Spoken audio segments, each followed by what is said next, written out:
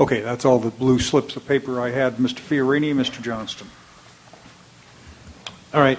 Heard the public comments, and I am prepared to offer a motion.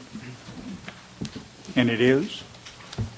I see a confused look. I think there was two people here to go ahead and make a public comment. I'm sorry, you didn't submit a blue form, so I didn't. Yes, I did.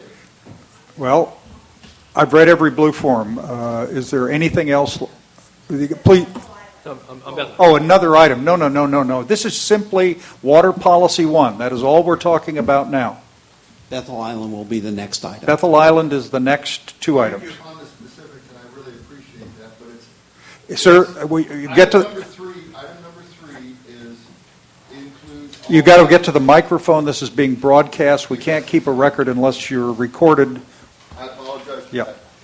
Identify yourself, please. Anthony Brzezinus. I'm a resident on Bethel Island, the vice president of the Bethel Island Municipal Improvement District.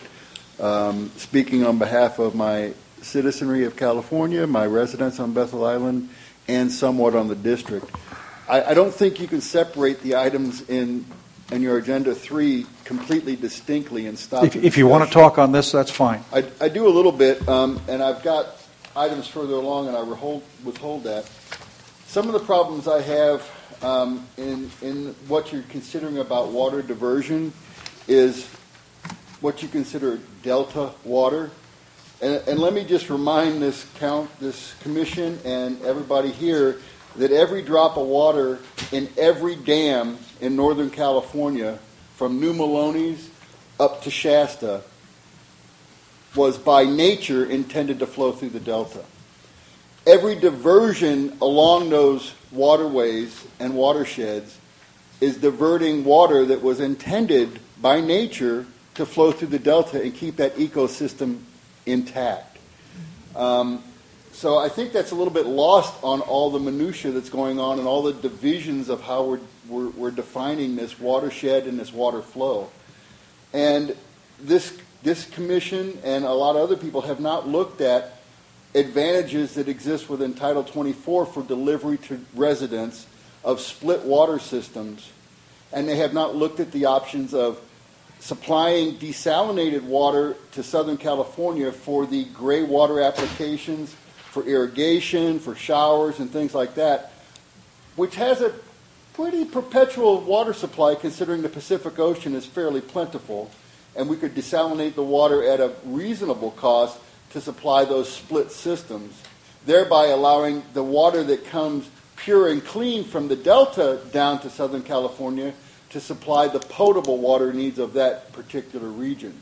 There's also nothing in this plan to restrict development in Southern California, as you want to restrict development throughout the Delta because of their water reliance on the Delta. They get restricted water flow, but you're not restricting their development. And by God, that expanded development in Southern California is a very large burden at this present time on the Delta and all the watersheds that feed the Delta. So I'm really discouraged that you haven't tied the big picture together in that sense, and you haven't identified the fact that Hetch Hetchy, New Melones, and all those dams that the federal government and the state government have trapped water behind was water intended to flow through our Delta system in order to keep it intact and the ecosystem, thriving. And that goes back to, that also expands on where are you going to put the benchmark for your environmental impact report? Are you going to put that benchmark at what the environment existed in 1960? Where, that benchmark is constantly evolving and flowing, and I think we need to establish what we're going to look at as a benchmark for the ecology of the Delta, and also to help maintain some of the freshwater flows for eBay or East Bay Municipal Utility District.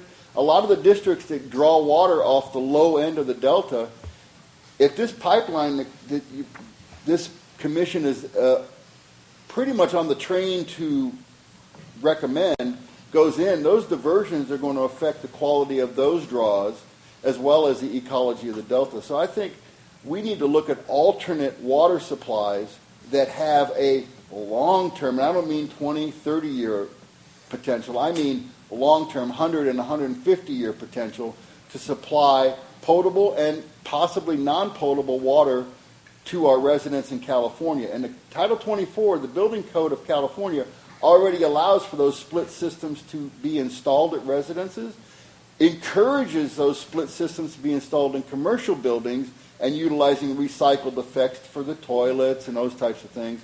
I think this commission should be weighing in and encouraging and almost demanding that the communities that are drawing off the Delta enact those provisions and enforce and encourage those provisions to be put into the building systems and the infrastructures in those communities. That would reduce the water demand that is drawn out of the Delta more than anything that I've heard talked about today or the other meetings I've been in. I'll reserve some of my other comments till you get down to the other chapters. Okay. But I just assumed if I was going to speak on that item agenda number, I would, it would That's be fine. relevant. Okay. So I would just make make sure that you encourage the communities, especially in Southern California, that rely heavily on Delta water and have no natural water supply of their own, to enact some of these conservation and new technology construction methods that would allow use of less than potable water to serve a vast majority of their needs. Because to me, it's criminal that you're sucking water out of the Delta to water lawns in the deserts in Southern California. Okay. That's criminal. I don't think it's criminal to give somebody a glass of water that they need to drink, but to water their lawns down there, to use this pristine water, that's criminal. And this commission should at least be looking at the fact that there are alternatives. Desalination plants, the technology has been there a long time. There's a lot of countries within the Middle East and other areas that are utilizing this technology for their potable water.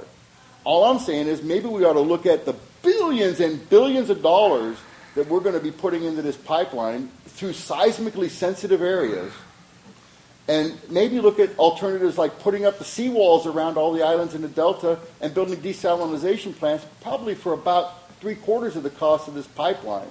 And both of those would be longer lasting and easier to support than the pipeline. Because if that pipeline has a seismic failure, there's nothing to shut that off, and you're going to cause catastrophes wherever that failure occurs.